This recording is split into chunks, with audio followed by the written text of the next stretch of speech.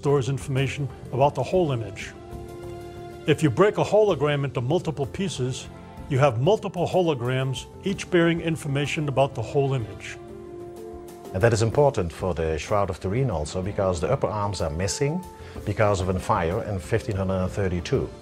So if, what I believe, there's holographic information in the shroud, you would be able to activate that. You would see the whole body of the man in the shroud, including the missing upper arms. Testing is still being done to determine if, in fact, the shroud image does carry holographic information. Dr. Soons has already seen rings on the latest hologram of the shroud image, suggesting that this may be the case. Perhaps, in the not-too-distant future, we may be able to create a full, unblemished hologram from a very small area of the shroud's image. Indication of this can come from a single fibril. Having had a chance to examine the holograms, we asked both Dr. Alan Wanger and Tom DiMahala to tell us if there's anything there they hadn't seen before, to give us their impressions of the new data. The hologram does a remarkable job of emphasizing certain features on the shroud. It gives an astonishing three-dimensional aspect to this. It makes some of the features much more prominent, particularly the scourge marks that we see front and back are astonishingly revealed in the holograms.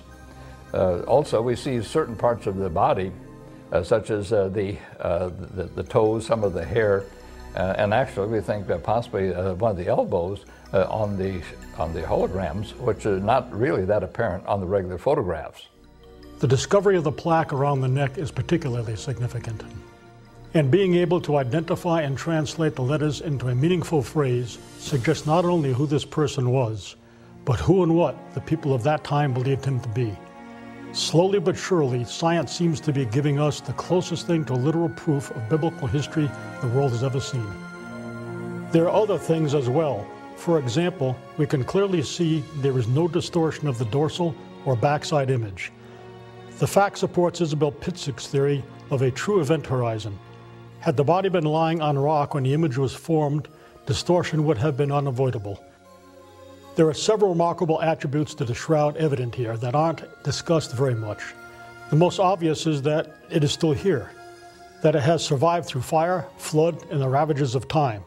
And even though it has presented the faithful and scientists alike with considerable challenges, it still has a message for all mankind. The more we work with it, the more we discover, and the more we come to realize that this could be a record of the literal resurrection of Jesus Christ. The shroud is the most astonishing object that's in existence, most intentionally studied, and the one that has the most important information for we human beings. We have no question but this is Jesus of Nazareth, and we feel that the event, which occurred approximately 30 to 36 hours after death, with the body disappearing within the folded shroud, indicates that some unique event, which we call a resurrection, had taken place. Probably the most pivotal event in history, which is exemplified and witnessed by the shroud. At least as far as the Shroud of Turin is concerned, science, once thought to be the enemy of all things religious, now seems to be enjoying a new role as partner in uncovering the truth. But regardless of the scientific, archaeological, or theological determinations, people have come to their own conclusions about the shroud, what it is and where it came from, and the meaning it holds for them. At this point in time, it seems unlikely that carbon-14 tests or polarized light microscopes or any of the other so-called tests advanced by the skeptics will do much to change their conclusions. Probably this gift comes directly from Jesus, if we also want to say that it appeared at a certain moment of history. And meanwhile, we are not able to explain the origin of the image, which continues to be a great mystery. The shroud always remains an instrument of providence, given to the Church to announce in a rather more sensitive way, also in an exterior way, that great mystery of a love that could not be greater. But could it be that the image on the shroud is telling us there is something beyond death? Until modern times, Science has not concerned itself too much with how we know what we know. It's based upon information, but science has not looked at the subjective experience, nor exactly how we perceive what we perceive. But this quantum holographic development and understanding is changing all of that. That helps us get a new handle on how information is utilized in living organisms, something we've never had before.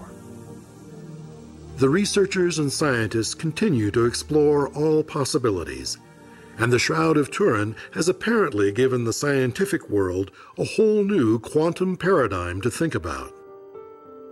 This astonishing artifact has brought to light a whole new world of scientific and religious possibilities.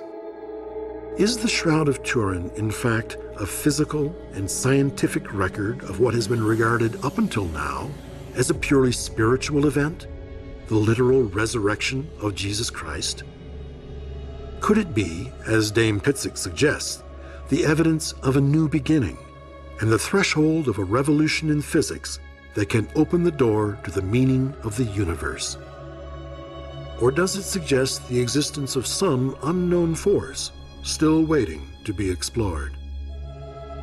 For 2 millennia, the mysterious image on this piece of cloth has comforted the faithful and puzzled the skeptic.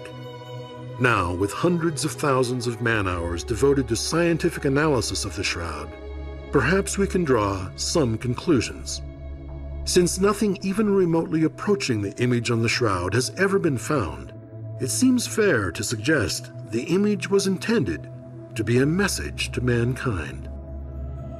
And if all of this is true, wouldn't that suggest the message of the shroud might simply be a message of hope?